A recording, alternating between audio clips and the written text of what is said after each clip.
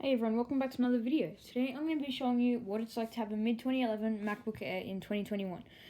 So I'm going to be going over the performance, apps, and if it's even usable really. So let's start off with the one that I've got here.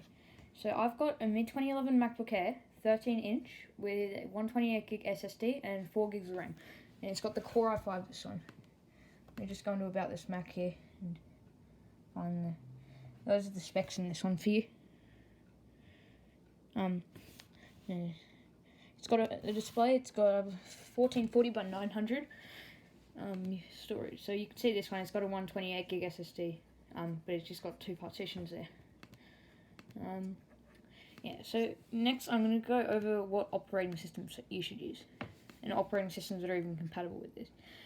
So officially, macOS High Sierra is the highest you can go, and Windows 8.1. So those are the two I've got installed right now, but unofficially, you can get up to macOS Big Sur and Windows 10, so the latest versions of both Windows and Mac. I've also tested Linux. The latest version works without any difficulties, although you do have to note you have to boot into GPT mode. Yes. So also, with apps on this, some apps with macOS High Sierra won't work. For example, I can tell you one that some people use. It's called AltStore. Because on the web page that it says that it requires up to macOS. It says it requires macOS 10.14.4, which is macOS Mojave. And with the Windows one, it requires Windows 10. So that is not, the best thing ever in the world, but you can, do other things. You don't need AltStore all the time, do you? And also with iTunes, I've noticed that, where is iTunes? Here it is. I've noticed that when I'm pairing it to like my newer iPhones and iPads and stuff and new versions and stuff, it won't work fully properly. It might just not connect or say that you need to update iTunes when it's already on the latest version.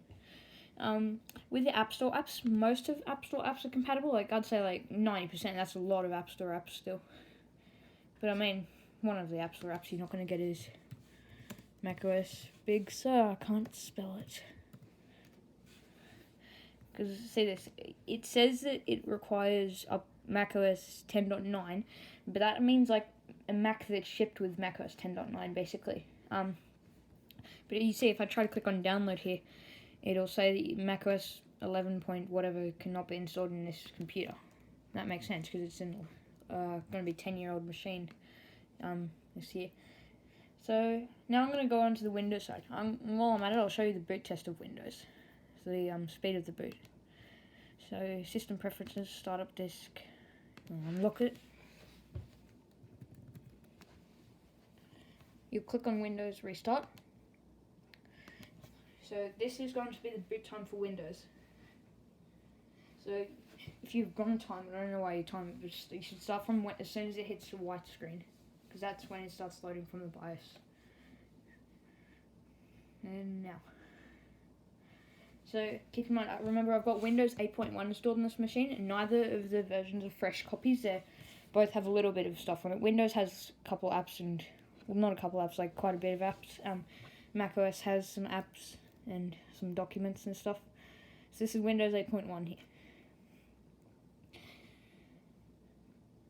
With a clean install, it does it a lot quicker.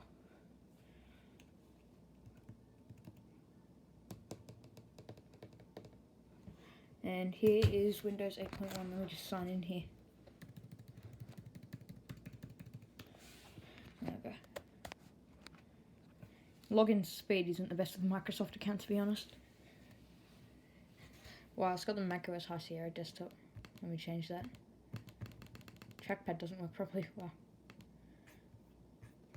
Although the start menu, I'm not a huge fan. I mean, it's alright. And the trackpad's not working. No, it worked for a sec. Oh, there we go. I don't like that one either. Yeah, that one's better. And with Windows 8.1, you have to install a couple updates to be able to get to the Microsoft Store and stuff, and at least you can go into the Microsoft Store and download apps like Netflix, VLC, and battery level. No, don't download that. With Windows 8.1, I've had a little bit of difficulty setting up the Mail app. Because what you have to do... Oh, come on, how do you even do this? You have to go to the Charms menu while you're in the app, click on Settings and Accounts there. Then you got to link your own account and stuff. But the tricky part is when you're adding an account... What the hell is AOL? I don't have AOL. Because it doesn't have like Gmail and stuff just in there. So you've got to type in like someone at gmail.com and someone and like password. And then you have to put in an IMAP. I might automatically detect this, but I'm not sure. But it's like imap.gmail.com. It requires SSL and all that, and iCloud's even harder. You have to set the ports to weird things on iCloud. All that, you know what I mean. So, but at least I got it working in the end. Oh, what does High Sierra have to do with this? Go away. Come on, there. Oh, I hate that wallpaper too. Whatever. And your calendars work too, although that's also a pain to set up. You have to go into the corner. That thing. And it's a bit confusing because I've had to use Microsoft calendars for this thing because when you're trying to use another calendar, like your Apple calendars, your iCloud, it doesn't even work because you can't log it into the thing. Although you can go into the start... Oh, I hate that wallpaper. I hate half of these. Why do I have them on here? Although you can go in here and install iCloud and get all that, but it's pretty bad. It's boring. And also, here's a note. With macOS High Sierra and any version of Windows, you're going to have a bit of an issue where you can't... So with macOS, like macOS Sierra, the previous version, 10.12, you'll be able to see your macOS drive boot just fine and be able to switch it from this Boot Camp control panel in here. But the thing is, with APFS, Apple File System, it doesn't work. So I've had to use a workaround. It was an app. I'll show you. It's in here somewhere. Down. It's called Paragon APFS for Windows by Paragon Software or something. It has a 10-day free trial. I don't know. 8 days left now. And you see this is just Macintosh HD. At least you can get files, but you still can't use the boot menu in this thing. Which, if you use the Mac for unattended access, it's pretty not good, I guess. And also Windows 8.1, it's good for touchscreen. This isn't a touchscreen Mac, unfortunately. I don't think they'll ever release touchscreen Macs. Although, did you know, if you use Remote Desktop to this on an iPad with official Microsoft Remote Desktop, with like an Apple iPad or Samsung tablet or something, it works pretty good, like as an actual like Windows tablet. It's pretty interesting. So that's Windows 8.1. So now I'm just going to do a little overview over this. So in 2021, using the latest version of software, it'll give you just a little bit of a headache. Not too much with the APFS and stuff if you're using Windows and Mac. But if you're just using macOS, you should be fine. Unless you have like heaps of new iPhones there. They're probably not going to work with iTunes and stuff if you even use that. So yeah, what I'd recommend to do is to use DOS-Dude1's Catalina Patcher. If you want to have more app support and stuff. Or even you can use a Big Sur patcher, like Big Sur Micro Patcher by Barry K.N., I think it was. I don't know these things. You can do one of them. But High Sierra will do you just fine, although it's not really recommended.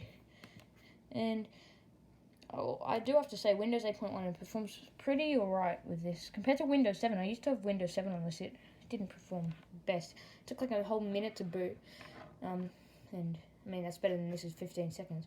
Although Windows 8.1, some apps don't work. Food and drink. Last time I checked, this doesn't work. Ugh, MSN Food and Drink. I don't want an MSN drink. I want nothing. Go away. Although, with Boot Camp, if you install the right driver, see this? Oh, come on, I keep pressing the escape button. And the screen goes really dark. It's weird. So, that is my review of the mid-2011 MacBook Air in 2021. Do I recommend it? Final answer, no, definitely not. Buy even a 2012 MacBook Air will do you better, because then you can run Windows 10 in Catalina. Well, it's not the newest operating system. Even in 2013 it'd be alright, I reckon, because it can run Big Sur. Probably not the next version of Windows, though. macOS, sorry. So I'd say like 2015 or newer Mac. 2011, it'll work, but it'll work. I just said that 3 times. While I'm at it, I'll show you the boot speed of Mac OS. Because I've got to hold down the Option key to boot to Mac OS now. Because of the APFS stuff. Oh, by the way, sorry for not posting a video yesterday. I just didn't have the time and I got to call a friend and all that stuff. So, this one's being posted today. Don't worry, I'll have one on Sunday. I'll tell you what it is. It's really interesting. It's upgrading from Windows 1.0 to Windows 10. I mean, assuming I can get that, but I will get that at one point eventually. Trust me. Alright, here's Apple menu boot thing.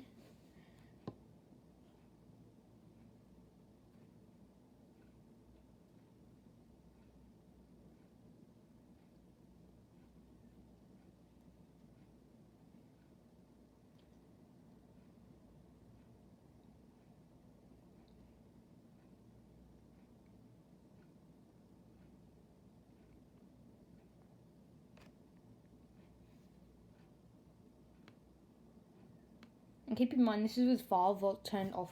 FileVault will get you to the login screen like really quickly, but then it has to do all this whole boot up process right after the login process. Shit gets a little confusing. Here we go. Now I'll just log in.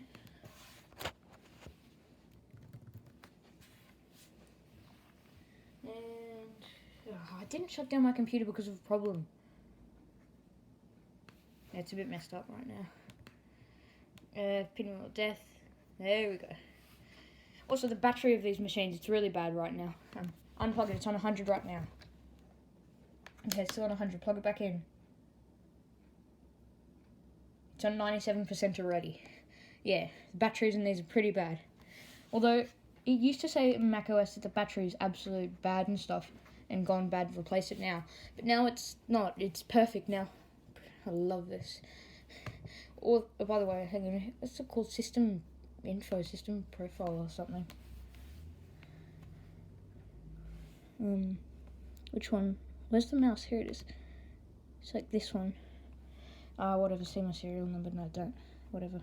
Can't do anything much. At least I don't think. Because if I go to battery, where's battery? It's power. Because this model of battery, it's had how many charge cycles? I can't see it. Oh, here it is. 700 charge cycles, and these batteries are meant to go for 1,000 charge cycles. So I'm 7/10 of the way there, and my battery will be completely dead. Also, when you even having these machines in High Sierra, it makes the fan go up heaps. It's really annoying. So, productivity-wise, this Mac, Microsoft Office 2011, you can do 2016, 2019. I used to be able to do 2019 until they deleted it for High Sierra and made it go for Mojave.